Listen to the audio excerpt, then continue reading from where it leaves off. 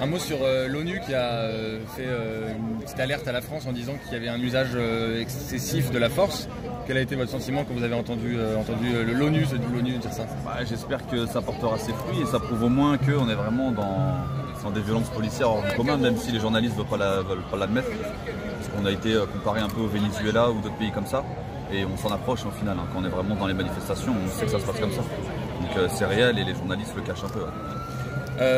Quel a été votre ressenti des dernières déclarations d'Emmanuel Macron à l'égard des Gilets jaunes, lui qui dit qu'il n'y a pas de répression policière justement et qui dit qu'ils sont complices du pire, tous les manifestants sont complices du pire. Qu'est-ce que vous avez ressenti à ce moment-là?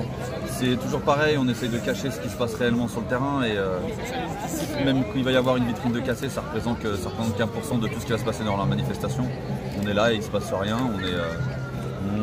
on a des demandes simples, pourtant un peu plus de démocratie et pour les gens d'en bas qui puissent un peu plus vivre à la fin du mois. C'est des demandes super simples mais pourtant on n'est pas écouté. Qu'est-ce que vous répondez à ceux qui disent que le mouvement s'essouffle?